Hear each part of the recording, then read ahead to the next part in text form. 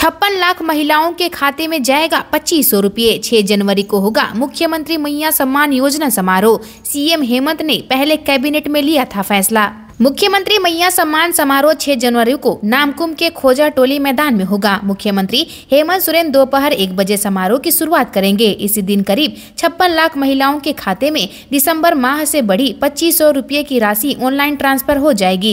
इस समारोह में राज्य भर से करीब 3 लाख महिलाओं के जुटने की उम्मीद है। महिला बाल विकास एवं सामाजिक सुरक्षा विभाग ने पहले ही सभी जिलों को इस मद में पैसे उपलब्ध करा दिया है। जिलों के सामाजिक सुरक्षा कोषांग ने भी पैसे ट्रांसफर करने की पूरी तैयारी कर ली है। पहले यह समारोह 28 दिसंबर को होने वाला था, लेकिन पूर्व प्रधानमंत्री मनमोहन सिंह के निधन के बाद राज्य में 7 दिन के राजकीय शोक के कारण इसे स्थगित कर दिया गया था। हालांकि 26-27 दिसंबर को टेस्ट के तौर पर हर जिले की 100 से 200 महिलाओं के खाते में पैसे ट्रांसफर हुए थे। झारखंड में नए साल में बिकी 60 करोड़ की शराब। रांची में टूटा पिछले साल का रिकॉर्ड। सबसे कम जामताड़ा में हुई बिक्री। नए साल के पहले दिन झारखंड में शराब की बिक्री ने रिकॉर्ड तोड़ दिए। इस साल 30 दिसंबर से 1 जनवरी के बीच जितनी शराब बिकी है वह पिछले साल से काफी अधिक है। राजस्व विभाग ने वर्तमान वित्तीय वर्ष में 2700 करोड़ रुपए के राजस्व का टारगेट रखा है, जिसका आधे से अधिक पूरा हो चुका है। 30 दिसंबर से 1 जनवरी के बीच में सबसे अधिक शराब 31 दिसंबर की रात को बेची गई है। तीनों दिन मिलाकर 60 करोड़ की शराब बेची गई है। अभी आधिकारिक आंकड़े जारी नहीं किए गए हैं। विभाग को उम्मीद है कि आंकड़े में और इजाफा होगा। विभाग के अनुमानित आंकड़े के मुताबिक 30 दिसंबर को 14.58 करोड़ और 31 दिसंबर को 27.52 करोड़ रुपए की शराब बिकी है। इसके बाद 1 जनवरी को 18 से 19 करोड़ रुपए की शराब बेचने का अनुमान है। बीते साल के रिकॉर्ड और इस साल के अब तक रिकॉर्ड बता रहे हैं कि पिछले साल 2023 में 31 दिसंबर को 24 करोड़ रुपए की शराब बिकी थी, जबकि इस बार 31 दिसंबर को लगभग 3.50 करोड़ रुपए से अधिक की शराब बिकी है। ईडी को हाईकोर्ट का आदेश, 3 हफ्ते में दे जवाब। ईडी अधिकारियों पर दर्ज ST-SC केस मामला स्वतंत्र एजेंसी से जांच कराने का किया है आग्रह। सीएम हेमंत सोरेन की शिकायत पर रांची के गोंदा थाने में ईडी अधिकारियों पर ST-SC एक्ट के तहत मामला दर्ज किया गया था। इसकी सुनवाई झारखंड हाईकोर्ट में चल रही है। इस केस की जांच CBI या अन्य स्वतंत्र एजेंसियों ने कराने का आग्रह ईडी ने हाईकोर्ट से की है। आज इसी मामले में सुनवाई हुई। पूर्व में सुनवाई में अदालत ने सीएम हेमंत सोरेन से जवाब मांगा था, जिस पर उन्होंने जवाब सौंप दिया। आज सुनवाई करते हुए अदालत ने ईडी के वरिष्ठ अधिकारी देवव्रत झा को अपना प्रति उत्तर देने को कहा है। अदालत ने इसके लिए ईडी को 3 हफ्ते का समय दिया है। अब इस मामले की अगली सुनवाई 3 हफ्ते बाद की जाएगी। आज की सुनवाई में ईडी की ओर से अधिवक्ता AK दास और सौरभ कुमार ने पक्ष रखा। JMM नेता और DEO और प्रिंसिपल को धमकाने का आरोप, पुलिस ने दर्ज की FIR।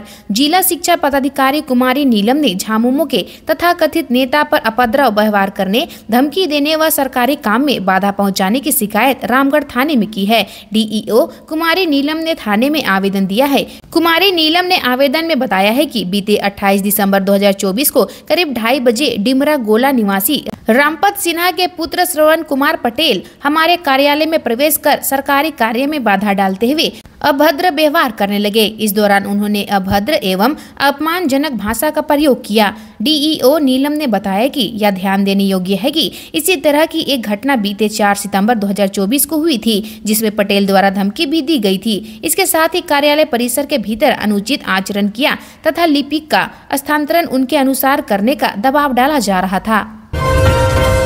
मिलेट मिशन योजना का लाभ लेने के लिए भूल कर भी ना करिए गलती। 91,000 से ज्यादा किसानों के आवेदन निरस्त।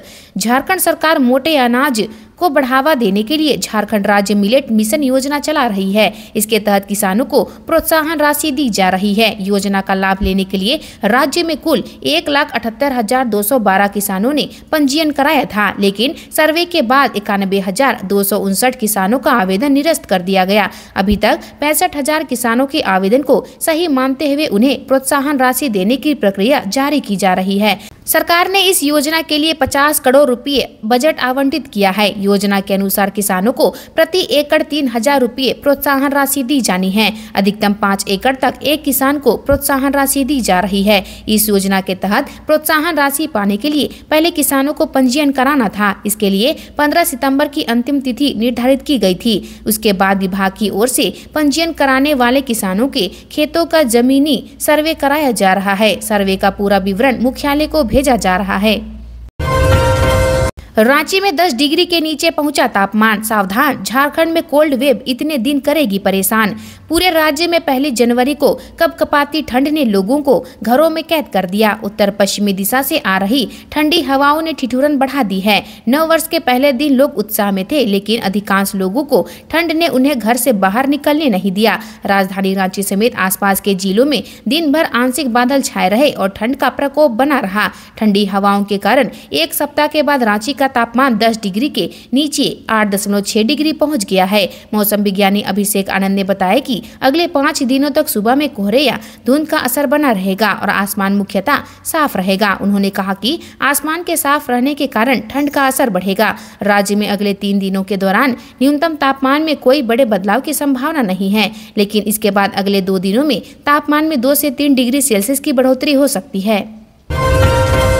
सिमडेगा में बेटी ने पिता की ली जान, विवाद के बाद धारदार हथियार से पिता पर किए कई वार, बेटी गिरफ्तार। सिमडेगा में पिता पुत्री के बीच ऐसा हुआ विवाद कि बेटी ने पिता की हत्या कर दी। घटना बीती रात ठेठई टांगर थाना क्षेत्र के कोइन मंजरा मांझी टोली की है। यह बेटी ने धारदार हथियार से पिता पर कई बार वार कर दिया।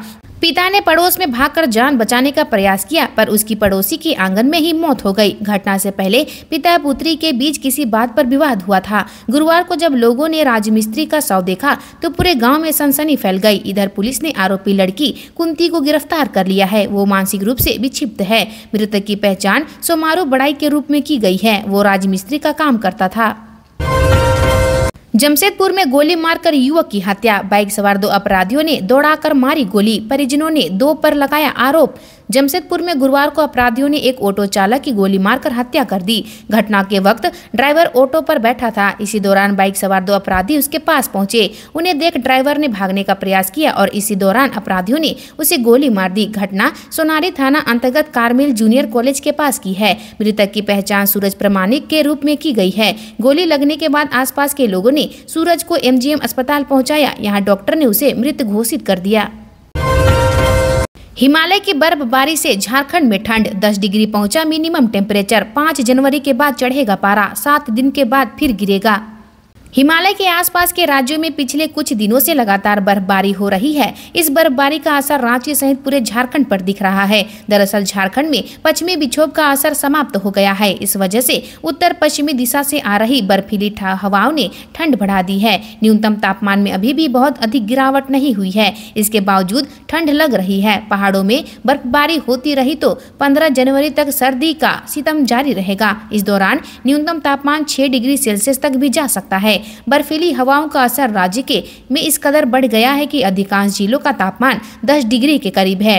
3 जिले ऐसे हैं जहां का तापमान 8 डिग्री तक पहुंच गया है। वहीं 10 से अधिक जिले 9 डिग्री का मिनिमम टेम्परेचर बर्दाश्त कर रहे हैं। अन्य में 10 से 11 डिग्री के आसपास का न्यूनतम तापमान है। इस बढ़ी हुई ठंड की वजह से लोग बीमार भी होने लगे हैं। पहाड़ों में बर्फबारी का असर लोगों की सेहत पर पड़ना शुरू हो गया है। सरायकेला में 5 फ्लैट में चोरी, 5 घरों में लगा था ताला, CCTV कैमरे में कैद हुई घटना। सरायकेला खरसावां के आदित्यपुर थाना अंतर्गत धीराजगंज स्थित साई कल्पना सोसाइटी के 3 ब्लॉक के 5 फ्लैट में बीती रात चोरी की वारदात को अंजाम दिया गया। यह चोरी की घटना CCTV कैमरे में कैद हो गई है, जिससे पुलिस को मामले के सुलझाने में मदद मिल रही है। सूचना मिलने पर सोसाइटी वासियों ने पुलिस को घटना की जानकारी दी, जिसके बाद पुलिस ने मामले की जाँच शुरू कर दी। पुलिस ने बताया कि प्रशांत पांडे, राजीव रंजन सिंह, अशोक चौहान, उमाशंकर प्रसाद और NK यादव के फ्लैट में चोरी हुई है। जिन घरों में चोरी हुई वे सभी लोग बीती रात अपने घरों से बाहर थे, जिससे चोरों को बिना किसी रुकावट के वारदात को अंजाम देने का मौका मिल गया। पुजारी के घर डकैती मामले में 2 गिरफ्तार, 1 देसी कट्टा, 1 पिस्टल बरामद। घटना की रात ग्रामीणों ने 2 आरोपियों को पकड़ा था। गिरिडीह में राजा मंदिर के पुजारी चंद्रिका पंडित के घर हुई डकैती मामले में पुलिस ने 2 अपराधियों को गिरफ्तार किया है। चंद्रिका पंडित राजधनवार थाना क्षेत्र के धनवार बाजार स्थित राजा मंदिर के पुजारी हैं। 31 दिसंबर की रात उनके घर पर डकैती हुई थी। गिरिडीह एसपी डॉक्टर बीमल कुमार ने गुरुवार को बताया कि जिन अपराधियों को पुलिस ने गिरफ्तार किया है उसमें जमशेदपुर के रहने वाले रोहित कुमार शर्मा उर्फ टूटू, विश्वकर्मा और आकाश मिश्रा शामिल हैं। इन दोनों के पास से पुलिस ने 1 देसी पिस्टल, 1 देसी कट्टा, 3 जिंदा गोली, 2 मोबाइल फोन और 4000 रुपये नकद बरामद किया है। पुलिस फरार चल रहे अन्य अपराधियों की गिरफ्तारी को लेकर छापेमारी अभियान चला रही है। आज के लिए इतना ही। मिलते हैं अन्य नई खबरों के साथ में। धन्यवाद। जोहार।